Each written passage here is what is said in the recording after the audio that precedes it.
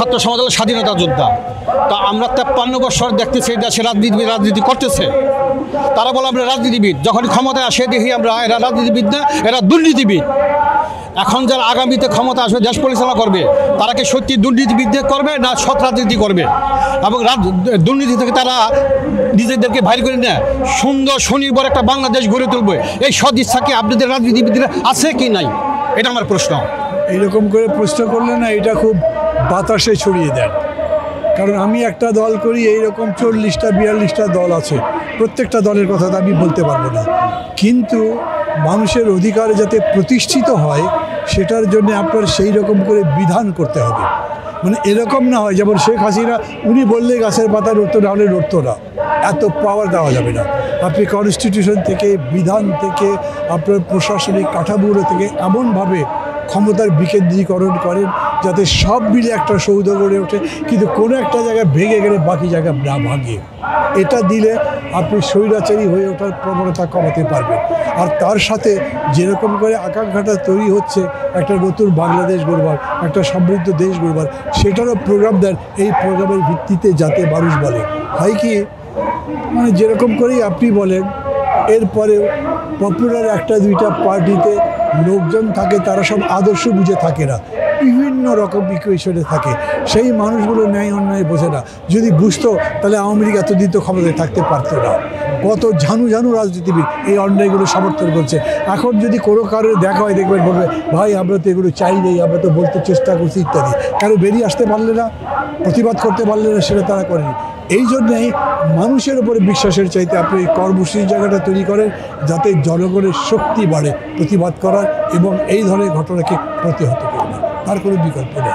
দুর্নীতিমুক্ত, অভাবমুক্ত একটা শনিবার সুন্দর বাংলাদেশ চাই। এটার জন্য যারা নেতৃত্ব দিবে তাদের দুর্নীতিমুক্ত হইতে হবে, সদ ইচ্ছা থাকতে হবে। আমি যেমন বলি, রাজনীতি যারা করবে তাদের 5টা গুণ লাগবে: সততা, নীতি, চরিত্র, সদিচ্ছা, দেশপ্রেম। এই 5টা গুণ রাজনীতি যদি আসে, এটা আমার দাবি। যাদের ভিতরে এই 5টা গুণ আছে, সততা, নীতি, চরিত্র, সদিচ্ছা, দেশপ্রেম। হ্যাঁ, আমি জাপানে 26 বছর চাকরি করছি। আমি একজন রিবিলের যোদ্ধা। আমি চাই আমার দেশটা জাপানের মতো উন্নত হোক। আপনার সাথে আওয়ামী লীগকে আমি সবচেয়ে বেশি ঘৃণা করি। আমি বুড়া মাঠে ছিলাম। ওটা কোনো রাজনীতি দল না, ওটা কোনো রাজনীতি দল, দুর্নীতি দল। কারণ ওরা 18 লক্ষ কোটি টাকা পাচার করছে। আমরা 18 লক্ষ কোটি টাকার বেশি আমরা বিদেশ থেকে এই দেশে আনছি, ডলার আনছি। এই টাকার আবার পাচার করে দিছে। ওদের সাথে জাতির কোনো সম্পর্ক নাই, জাতির কোনো সম্পর্ক নাই। এই দেশে আওয়ামী লীগ বলতে কোনো রাজনীতি দল থাকবে না। এই দলকে নিষিদ্ধ করতে হবে, বাতিল করতে হবে, নিষিদ্ধ করতে হবে। এই দেশে আওয়ামী লীগ বলতে কোনো রাজনীতি দল থাকবে না। একই কথা, ছাত্রলীগ বলতে কোনো থাকবে না, কোনো সংগঠনই থাকবে না। এটা আমরা চাই না। ছাত্র সমাজ রক্ত দিয়েছে, আবার দরকার রক্ত দিবে। এই দেশকে পূর্ণ স্বাধীনতা করে থাকবে ইনশাল্লাহ। আমরা মুক্ত করবো ইনশাল্লাহ এই দেশে। আমরা চাই একটা সুন্দর বাংলাদেশ, যেখানে কোনো বিভক্তি থাকবে না, রাজনীতির মধ্যে কোনো বিভক্তি থাকবে না।